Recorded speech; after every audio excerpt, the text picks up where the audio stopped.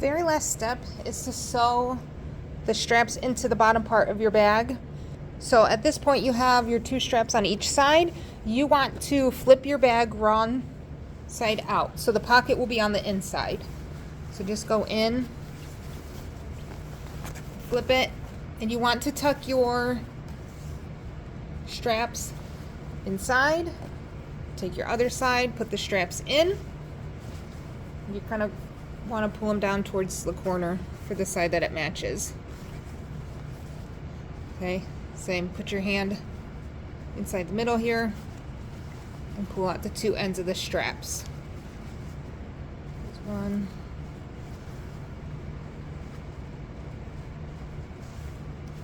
There's 2. Okay. Then you're going to want to get just the edge of them matched up here. Make sure they're even. So you're going to want your seam allowance, the bottom of your straps, lay them on top of each other. Match them up with the seam allowance here. Take a pin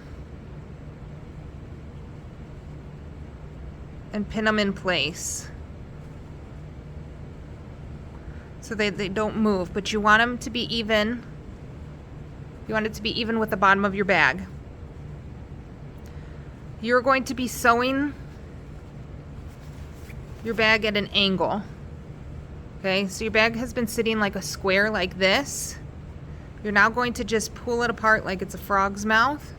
You want to pull it like this so that your seam allowances can match up. So you have your seam allowance here and your seam allowance here, and the straps are in the middle. So try to get them up, lined up as best as you can. Grab a pin.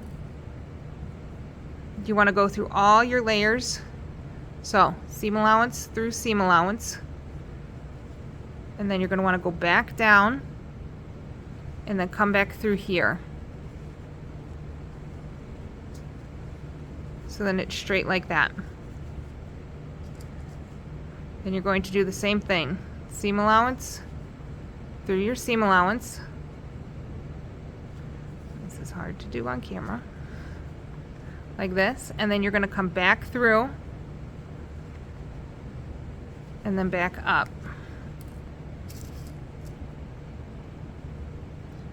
Sometimes these pins are not the greatest. There you go. Okay. And at this point you can take off your bottom pin, but I suggest that you leave it on.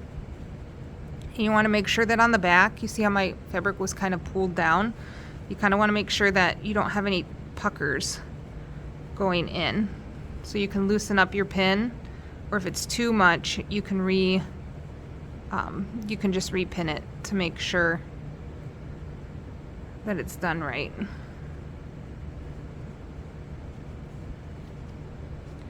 You're going to go to your machine, you're going to do a 1/2 seam allowance. So a 1/2 seam allowance is 4/8. So 1/8, 2/8, 3/8, 4/8 is where you want to line the edge of your fabric up. If you have a hard time sewing straight, you can ask me and I'll help you put a piece of tape down. This is a beginner trick on the 4/8 line to do your 1/2 inch seam allowance. And then your fabric, the edge of your fabric gets matched up with the tape line or the 4/8 line. Remember, with these machines, you always want to start a little bit farther back.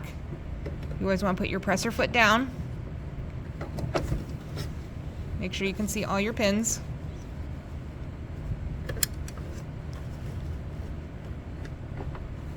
Okay, so that you don't stitch over them.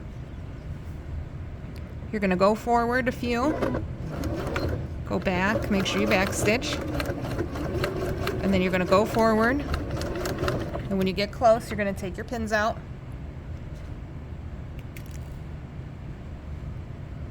You're going to keep going straight. It's going to sound thick because you're sewing through so many layers.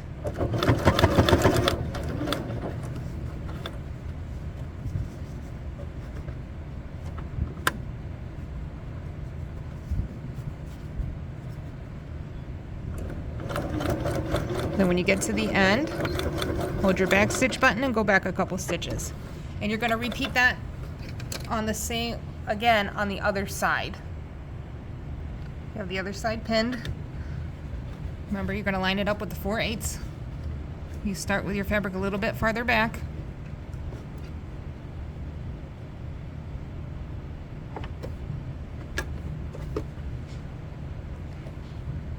Go forward, back.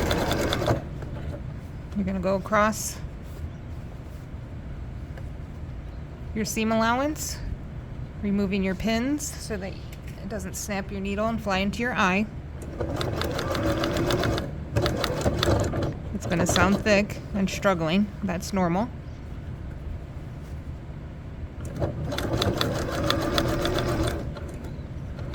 You get to the end, hold your reverse button,